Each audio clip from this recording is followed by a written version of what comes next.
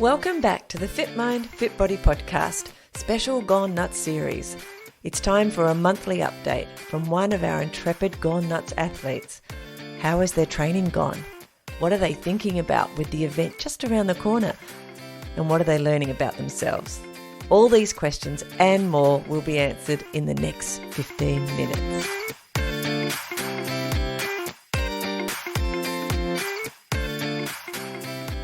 In this episode, we're checking in with Garry Wood to see how his training is going for the Gone Nuts Challenge. Today on Fit Mind, Fit Body, we are catching up for a second round of catch-ups with our amazing Gone Nuts athletes. And today, Garry Wood, he's the first off the block in the second round of catch-ups. Garry, hello. Hi, how you going? Oh, awesome. Now, as I said, you're the first person for me to come back to again on the second round. So we're actually 3 months into chatting because we had the introduction period and then the catch up and now the second catch up. And we've just had Christmas. So last time we talked to you, you did have a little bit of an injury and you were looking after it by riding and things. Tell me, how's it gone? Yeah, so the stitches came out. They actually all busted open anyway, so they weren't doing a lot. Then I had a little infection, so it did hinder progress for a little while. Yeah. But yeah, no, back into it now and back up to 20-odd kilometre runs, which is good. Back on track. You feeling good? Like even after the little, hiatus and doing other things to train, like cross training, I suppose. Yeah. I feel all right. I find that the long runs are knocking me around a little bit. I must admit that I take a day or two to recover now, which, but that's okay. I think that's still fine. And hopefully in the coming weeks, as it becomes more of a regular thing, that, the body will start to adjust a little. I was thinking about that this morning, as I said to you before we jumped on. I've just done my longest run in this training block of 3 hours today. And yeah, the first few K, it's what I noticed when we used to train for marathons. The first few K of it, you think, I don't even know, why am I wanting to do this longer thing? Obviously my body doesn't, it hurts and whatever. And then you have this kind of middle period where you suddenly realize you haven't thought about complaining about anything in your head for ages, and it just feels like it's a bit flowy and it's moving, everything's moving okay. And then the last couple of K where all you want to do is get to the end. Yes. Is that what you feel? Is it just I think, when you get the pace right and you get to that middle section where everything just feels like, yep, I'm ticking along okay, nothing's wrong. It's good, but certainly to start with and towards the end, and you're thinking, yep, I've had enough now. But all part of it. It is. It's all part of the journey to get there, isn't it? That's right. And if it was really easy, everyone would do it. But exactly. It wouldn't feel like an achievement when you get to the end and do the event. Exactly, and it definitely does that. It actually feels like an achievement. I actually love the way these longer runs, it feels like an achievement every time you finish a longer run. Not that it doesn't feel like an achievement every time you do a 5K or any kind of thing, but there's that little sense of I've just achieved, just done this little run. And obviously I'm in the post long run glow this very moment. So that's what I'm feeling. That's right. Certainly training for an event of any distance like this, that the training is definitely part of the whole thing. And remember to enjoy that as well. It's it's rewarding and it's challenging all at the same time. I was thinking, I could probably have some more Christmas pudding tonight without feeling too guilty. Yeah, well. Things like that. But also really enjoying my coffee. So is there anything that you're worried about at the moment? I think we've got 9 weeks to go, and that just seems really close in my brain. Are you concerned about anything? No, not concerned. I've got a block coming up a week where my daughter's coming home from WA with her boyfriend to visit, and I know that I'm not going to get as much training in during that period because the time's too precious. Yeah. But I'm just trying to work around that and make sure either side I've got it covered with the longer runs. But yeah, look, as I think I said last time, I never expect to go in as prepared as I'd like, because we're not professional athletes, and No. unless you're fortunate enough and you've got all the time every day to train and do everything, that you won't be perfect, but as long as you make it to the start line injury free and it'll work itself out. That's probably a great attitude to have, actually.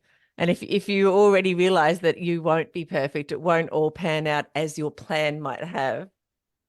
As it hasn't in the past for me, Exactly. Michelle, I've had the ups and downs. So yeah, I do prepare for that, and the possibility that maybe I won't make it. That's always um, a real thing, and you certainly don't go into it thinking, well, I'm not going to finish, but you do have to have that mental strategy. Okay, well, if I've really got to stop, how do I feel about that, and how will I deal with it? And how will you deal with it if that happens? Uh, Yeah, well, there's always disappointment. Of course, if you set yourself a goal and you don't make it, you are disappointed. But you should still celebrate the fact that you've made it to the start line, and anyone who lines up is already a winner. So Yeah. yeah, take the positive out of it. Yeah, I like that. And I think, as you said, it's not an easy thing. Life, if we all look at it, life isn't easy. If you were to examine anyone's life, no one's like, none of us get out of here unscathed. And then we're going through all this hard training to get there. And then, if it doesn't work out the way we planned, and it's quite a high possibility that there'll be a few of us who it doesn't quite work out the way we planned. But as you said, there's so much we can gain and think about that's positive from what we have achieved, even just the journey, as you said before, enjoying the journey as we get there. Well, you learn a lot. Yeah, absolutely. You learn a lot about how to tackle events like this, but also you learn a lot about yourself. Where your weaknesses lie, and yeah, it's all valuable. It is. Now, did you have any problems leading up to Christmas? I know you had your stitches and things like that, but with the social aspects of Christmas, I know you're just talking about your daughter, and you're already thinking, well, I'm going to have to be, I just have to accept that there's my time is very precious during that with my daughter, and so training will take a bit of a back seat at that period. Did that happen for you around that Christmas period as well, that week or so leading into Christmas? No, I was very lucky to, apart from Christmas Day, I kept things rolling really well. So it didn't impact me greatly at all, which was good. Didn't overindulge in anything too badly, which was nice. So yeah, but just keeping it consistent. I love that. And have you got to a point now where you are, like you said, you're doing 3-hour runs or whatever it was, or 20K? I can't remember what you said. So maybe it was a distance rather than a time thing. Yeah, thereabouts. Yeah, that's where I'm at the moment. Do you take out any like the nutrition things that you want to practice with? Because a lot of people say, if they're listening to this who don't have your experience when it comes to these kind of events, don't necessarily think about, what they're going, their fluids and their foods, and let alone what they're wearing. Are they going to take polls and all that sort of stuff? And or buying shoes the week before, how do you process all of that? Definitely, from now on in, pretty much all my long runs are in full gear, everything that I will be taking on the day. Pack, loaded with water, food. If I'm heading onto the trails, yeah, I take my poles with me. I don't always pull them out and use them, but just used to carry. And try and keep the same clothes so that that everything works that you want to wear on the day isn't going to cut into you somewhere weird, or it's just yeah, being confident in the equipment that you've got, and certainly yeah, work out now what works for your nutrition and hydration plan, what you're going to carry and what works. Have you had a time when that didn't go to plan? Oh, I've certainly run out of water before. That's not nice. No.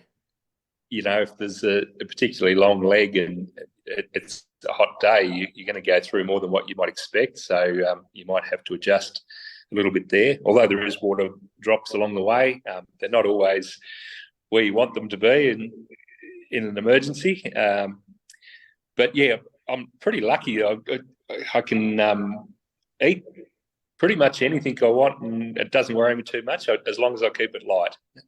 What's your favorite? What do you take? What are your go-tos? I'm a big fan of the Cliff Bars and some gels. I don't, and bananas when there's a checkpoint, but nothing too much heavier than that. And then when it really gets down to it, I love jelly beans just for the sugar hit, and carry along a fair way, I think. I love those. I actually, many years ago when I first started running marathons, we used to take, and I still do now because of that, those little glucose tablets. So they're a bit like a jelly bean, really, and they taste, but they're a bit lemony. Yeah, and very sweet. They're just all sugar, like jelly beans. So that's mine. So I'll see how that goes. I do need to practice, I think, with food, not to mention poles and those kind of stuff as well, to see how that goes. And I need new shoes. I should get them now. Yep. I'm about to break my new ones out. I've got them sitting there ready, but haven't broke them in yet. Do you use trail shoes or do you use like something else? Yeah, no, I do. Hokers are the shoe for me and work well, but everyone's different, of course. Yeah, I do. I like it for some of the terrain, just to have that little bit extra grip. Yeah. It's never been wet or slippery when I've run it, but it could be. That's true. It could be. It's a trail run and it's Tassie. Yeah, right. Having some faith in what's under your feet's good. Yeah, I love it. All right. So you've already told us a little bit about what's coming up with your daughter coming in and having to, be flexible, which is really important.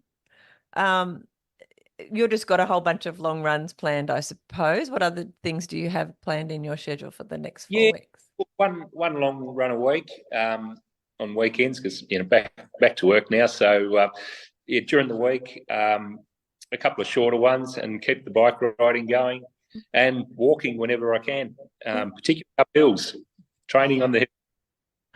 My daughter, who has lost like over 30 kilos in the last 6 months, and she moved to Melbourne. She lives in Port Melbourne. It's just quite flat, and she's been on this health kick. She's just come home and she's signing up for the 50K at Gone Nuts. So she's going to come back and do that. But she came home for Christmas and she ran 25 kilometres while she was here. So she's doing lots and lots of training. The only problem is, as you just pointed out, there's a lot of hills. Now, where she's been training in Melbourne, no hills. Yes. I ran into a guy, and him and his partner have signed up to do the 100 kilometres and was asking me quite a few questions. And I asked him about his training, and it sounded like it had all been reasonably flat. Mm-hmm. And I suggested, definitely prepare yourself, because it feels like for a lot of the day you're either going up or down. So I think that she will get a surprise, even though I've said over and over again there are a lot of hills. You need to find some hills in Melbourne, not just the Bay Run. Definitely. Anyway, all right. Well, Garry, is there anything else you want to share about your training coming up or that you've already experienced? Otherwise, we can wrap it up and see you in a few weeks. Nothing exciting, so no, we'll just keep ticking along. Oh, that's awesome. I'm glad that you're doing so well, and everything's going to plan as much as it can, because we have, as you said, just lives that that we have to also be doing at the same time. That's right. Thank you for sharing all that with us. It's and a wealth of information when it comes to these things, and I really appreciate you sharing your time, especially in what is a holiday time for most of us, even though you're currently sitting at work. So thank you. No worries at all, Michelle. Appreciate it. I'll talk to you soon. Talk to you in 4 weeks. Bye. Take care. And just like that, we're another step closer to the start line. Big thanks to our runners for sharing their progress and to you for cheering them on. Remember, it's the journey, not just the destination, that shapes us. Keep supporting our crew as they push towards that start line. And if you're enjoying this series, we would love to hear from you. Why not leave us a review and share the podcast with friends? Let's all go a little nuts together.